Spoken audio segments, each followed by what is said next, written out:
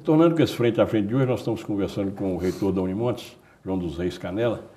Ô, reitor, você estava dizendo que logo que você formou, você foi prestar serviço de médico em Varzelândia. Varzelândia, região aqui do norte. Naquele tempo só tinha um médico lá, você foi o segundo. Na verdade, quando eu cheguei por lá, o médico que estava por lá tinha saído há uns 2 meses ou mais, e eu cheguei para assumir, né, a questão do médico daquela cidade lá.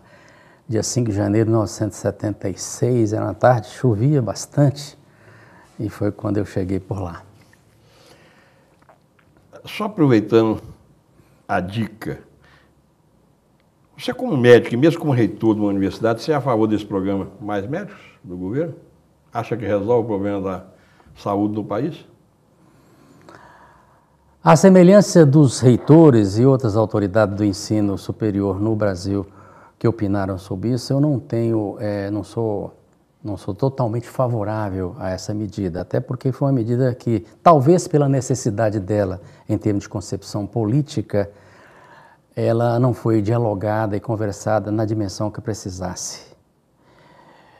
Eu entendo que foi uma medida tomada para se resolver a questão do acesso do usuário de maior necessidade ao médico.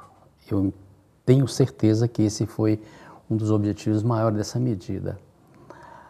Agora, como ação resolutiva, eu tenho sinceramente as minhas dúvidas, porque as nossas entidades representativas, o Conselho Federal de Medicina, a Associação Médica Brasileira e as suas regionais, têm dito que nós não temos problema da quantidade de médicos no Brasil.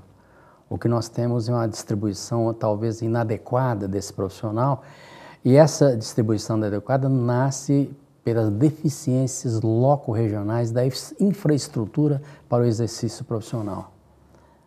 Isso é fato. Entretanto, nós hoje dentro do Brasil, e como um todo é Brasil, nós temos que analisar esses dados, dizer dessa proporcionalidade da distribuição do médico, entender que na Avenida Nossa Senhora de Copacabana tem talvez a melhor proporcionalidade médico-paciente, que não chega a 300 pessoas por médico, enquanto no Norte e Nordeste nós chegamos a 30 mil pessoas para um médico. Existe, portanto, uma calamitosa desproporcionalidade, mas o que acontece ainda é que o estímulo e o apoio indispensável, básico para o exercício profissional nessas pequenas comunidades ainda é muito carente. Mas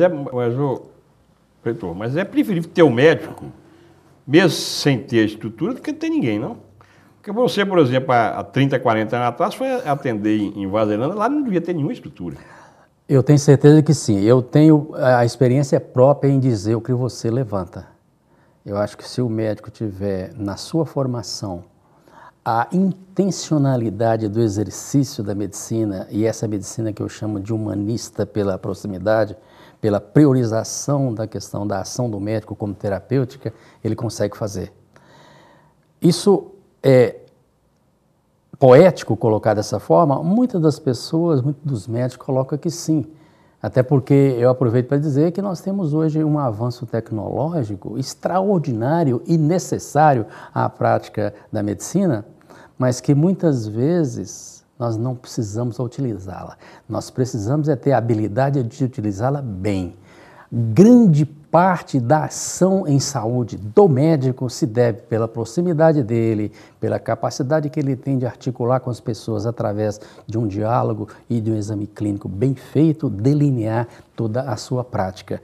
E para isso, às vezes, o que nós precisamos? É de um espaço minimamente montado, de uma boa vontade do profissional médico e dos gestores para oportunizar essa proximidade do médico e do seu cliente.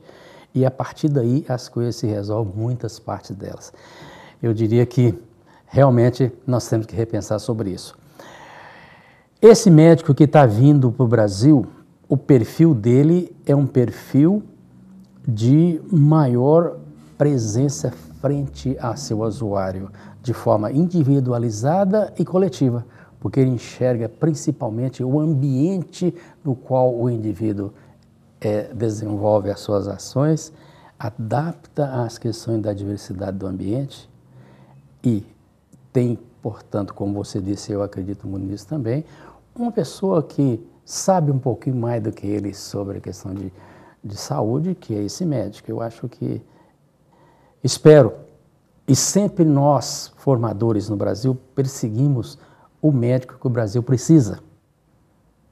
Entretanto, as ditaduras do mercado de trabalho, que está aí fora exigente, ávido por avanço tecnológico, direciona o médico, cada dia que passa, para a sua subespecialidade, e quando ele é especialista ou subespecialista, nesse local pequeno, lá do interior, do ricão do interior do Brasil, ele não tem ambiente para exercício profissional mesmo.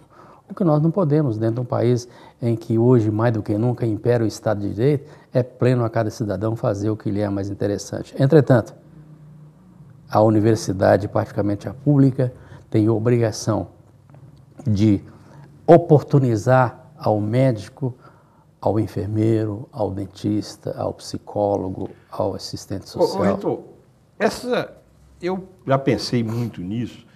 Essa universidade pública, por exemplo, a escola de medicina pública, que o aluno estuda de graça, não poderia ter um compromisso desse aluno de prestar serviço nesses locais onde não tem médico, não? Afinal de contas, ele está tendo um ensino de graça. Eu acho que essa é uma vertente polêmica da conversa nossa, né? Porque, na verdade, como eu levantei e tenho certeza, nós estamos dentro de um país plenamente democrático, né? E esse fato de você fazer, de certa forma, uma exigência para que ele, através de concluir o seu curso de graduação, dentro da universidade pública, de qualidade e gratuita por excelência, depois de terminar o seu curso, exercer a sua prática lá numa cidade desse tipo, por definição ou por interesse próprio dele, é quase que impossível dentro da sociedade que nós vivemos hoje. Nós sabemos que é paradoxo isso, eu até diria.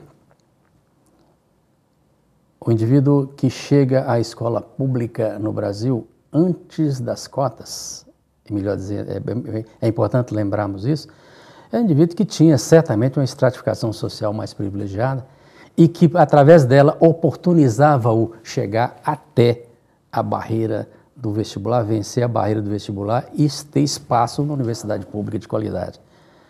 Nesse aspecto, eu diria que o sistema de cotas veio trazer para a gente... Eu quero até conversar sobre esse problema de cotas, saber a sua opinião. A conversa nossa é um verdadeiro enlaçar, né? Ela vai aos pouquinhos, mas ela é interessante. Eu acho que o nosso ouvinte entende isso muito bem e sabe da dimensão sociopolítica desse nível de conversa, né?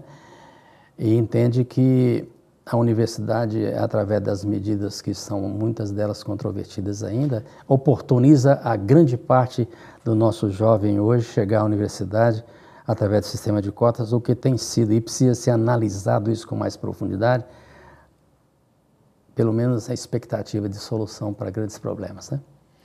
Mas nós vamos conversar esse assunto no próximo bloco, porque o tempo desse bloco se esgotou.